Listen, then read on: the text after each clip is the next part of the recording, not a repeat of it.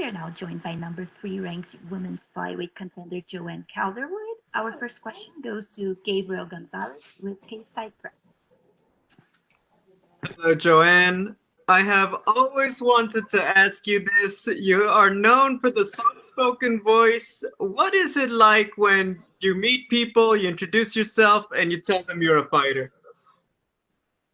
For the first few years of my career, I didn't usually tell anyone. It wouldn't come out until later because I knew people would kind of judge me by my kind of soft voice. So, but now I'm happy in my skin and my voice, if you want to say. And now I just end up having to say, when they say no, you're not, I would just be like, oh, go YouTube or go Google me.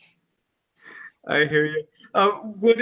I guess, how would you like the idea of, hey, you're probably going to be the most soft-spoken UFC fighter and UFC champion possibly in history? I'll take that record. It's pretty cool. It makes me unique. On Instagram, you are one bad mofo Jojo. If you were to fight another girl for a women's BMF title, who would it be against and why? I guess we could say that most of the girls in the UFC are all bad mofos, so I guess we could put it up to the fans to see who they would like. I would be happy to fight anyone. You talked about wanting to stay active and everything else. That's why you took this fight, even though you had the title shot locked in. Was there something specifically about the matchup with Jennifer that appealed to you, or was it just any opponent you would have taken them, even short notice? You could say the appeal was that we just said to the UFC, Beckett, we're taking a fight before the title fight, and then the next day just happened that Jennifer's opponent had pulled out, so they came back with that. So it just kind of everything rolled into place, and I feel like that was the appeal for me. I was like saw it as a sign and rolled with it. I see on Instagram, it seems like you and the girls at Syndicate are having quite a lot of fun as you guys are all preparing for your fights. We're hearing about Vegas, like the situation being up and down. What is the mood like over there at the gym? Because obviously you guys want to stay busy, but I'm assuming there's a little bit of stress about things changing with the situation. Yeah, this is what I've always wanted for my career. I've always wanted to have a group of girls that have the same goal as me. They come into the gym and they want to get better. No egos, no, just there to get better and have a little bit of fun at the same time, but also being serious. I love, right now we've got a really good thing going, the Cindy Chicks, as we're called. And there's always now, like when I first came, it was great. We had a few girls, but now it's like you can't go with everyone. So there's so many of us now, and it's just really good. And they're great girls. They bring a really good energy to the team. So I'm grateful for that, and they work hard and beat me up. But the mood is really good now. We have a good few of us that have fights coming up. Obviously, we are a little bit nervous with the gym getting closed down again, but that the good thing about being MMA fighters, we're good at adapting, and we kind of have to. So we're ready for anything.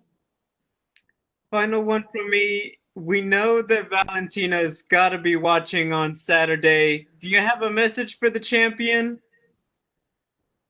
Uh, just enjoy the fight, and I'm not really focusing on her right now. I hope she gets better. I've always been looking out for her to see her at the PI because I know she's sometimes in town. So I hope she gets a fast recovery and gets back. I know she's back training, but I hope she gets back in the octagon soon. I'm sure she's looking forward to that, and hopefully I'll be next, and she'll still want to fight me after Saturday night. Thanks, Jojo. Next question is from Nolan King with MMA Junkie. Hey Jojo, I appreciate the time. Just going off of what you said a couple of answers ago, where you said that you kind of told the UFC you wanted to fight again before the title shot. I don't think a lot of fighters in your position would necessarily do that. So can you explain the thought process behind that and why you made that decision? Well, pretty much from the get-go, I got into MMA because I was at the point of my Muay Thai career where I couldn't get a fight, and for me, I've always just wanted to stay active, and for me, that's good, and I think that's the same for every fighter, as soon as we're done on the Saturday night or whenever we fight, we're always looking to the next one. There's a lot of emotions go through the camp, but by the end of it, after your fight, you're always like, okay, when's the next one? And for me, I was just, we were training for Valentina, and then it got put back, and then it got put back again, and I guess the frustration in me, I was just not getting anything out of, I was enjoying training, I was getting better and stuff, but I was like itching to get back at letting that killer instinct out of me, so I feel like I just wanted to get in there and fight. I had this kind of burning energy that I wanted to get out, and also with the crazy times that are going on right now, I'm just like, I just want to go out there, and I have the opportunity to do it. I'm healthy, I don't have any injuries, so that's also plays on fighters' minds when we're doing this as a job and full time, full contact. You're like, I could get injured, and then that could put me out for a few months. So that was also in the back of my mind. And Jennifer Maya, what do you like about the matchup? Obviously, you like something, or you wouldn't have jumped in and taken a short notice opportunity. So kind of analyze the matchup for me and tell me why you like this one. I'm not really the best analyst. I've saw her fight a few times, watched some tape. I leave that to my coaches and training partners. When I have watched her, I know she's a great stand-up kind of brawler. So I'm looking forward to that matchup because obviously I like striking. There's obviously a game plan, but I'm just there to show up and listen and see what she gives me. She's very tough going by her record. She goes a lot to decision, so I know I'm in for a tough fight, but she's top 10, she's number 6, so I know she's no joke, and I just want to be fighting the best. Last one for me, usually this will be the part of the line of questioning where I'd say, hey, do you think with the win you'll get a title shot? But you were kind of already in that position. So do you feel like that this just really solidifies you? Like, the UFC won't necessarily pivot and go in a different direction or anything like that, that this will really solidify your spot as the number 1 contender? It's sad to say, you just never know. That's out of my control, and I know I took a risk taking this fight, but for me it made sense, and I know I'll be ready, win on Saturday, and then I'll be ready to, wait. If she's coming back in November, I'll definitely wait for that title shot if UFC will let me have it. Great. Thanks, Jojo. Appreciate the time. Thanks. Next question is from Damon Martin with MMA Fighting. Jojo, every fight in the UFC is obviously risk versus reward, and taking a fight rather than sitting and waiting for the title shot is understandable in certain cases. But why were you willing to take a fight on extremely short notice? Because maybe you take a fight in September, you have a little bit more time to prepare. This seems like even a riskier situation, taking a fight on very short notice. For sure, I feel like I'm at the point of my career that I train consistently. My weight's good, my mindset's good, and I feel like all those, if your balls are on if the ball's in your court, then why not? I feel like I've got nothing to lose because I have been training, and I have been staying up with my nutrition, and yeah, so I feel like I'm ready to go, and it's good to be at that point in your career because you never know what opportunity can come up, and I feel like this is a great opportunity for me. When you had the title shot a couple of months ago, and then Valentina had the surgery, and you knew she was going to be out. I had heard originally when I spoke to her, August, September is what she said. We all kind of assumed that would be the title fight.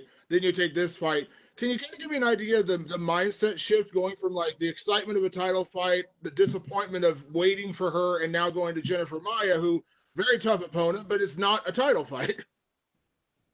It's a lot, and I feel like I'm trying not to look too much into it because I know I have a tough fight ahead of me. But I'm in a happy place. I'm excited. I know times are tough right now, and there's not a lot of people that are getting to work out there.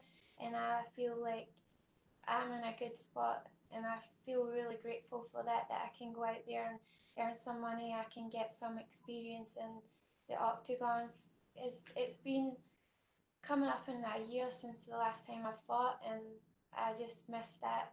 I miss all the emotions, and it can get alienated to you that you've not done it in so long. So I feel like for me, I've made a good decision because I don't want to be going in against the best girl in the division, feeling like, oh geez, it's been so long since I know what fight week feels like, and getting ready and getting your hands wrapped and being in that moment. And then the other thing is that octagon time is very important.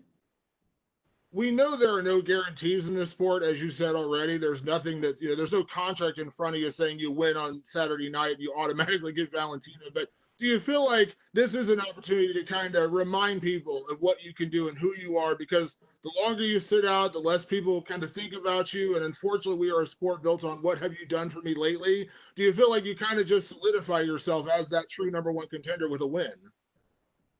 Yeah, for sure. This sport is very people only remember who just fought at the weekend there, and I feel like that also was a part of me wanting to get back in there because there's flyweights out there that are on to their second and third fight now, and I've been out for a year, and yeah, I get it. I'm in a great position and great opportunity ahead of me, but at the same time, I'm not getting paid, and people aren't thinking I'm relevant to the spot. So I want to go out there and for myself prove to myself and to the fans as well. And I want to stay active. And for me, I know that's the best thing for me. Last question from me, JoJo. This is something out of your control, but it's hard not to ask about it, which is Jennifer Maia's weight. She's missed weight her last two fights, ended up going into a catch weight. Of course, she lost to Caitlin Chukagian. There's no shame in that. But is there a concern about that? Is that something you've discussed with your team or with the UFC to make sure she's on weight? Or because, again, that is, I mean, there's no way to shape it any other way to say it would be an advantage for her if she doesn't make weight. Yeah, the only concern to me is the whole myth about everyone that misses weight always wins. So, but hopefully I would be able to prove that wrong. And to be honest, I think she's not fought for nearly a year now, so I think she'll probably have got her shit together. And by the looks of it, everyone's saying she's looking in shape. So I trust she's got her shit together and she's going to make weight and prove Thank you, everyone JoJo. wrong. Thank you, JoJo. Thank you. That's all we have for you today, Jojo. Thank you. Yay, thank you.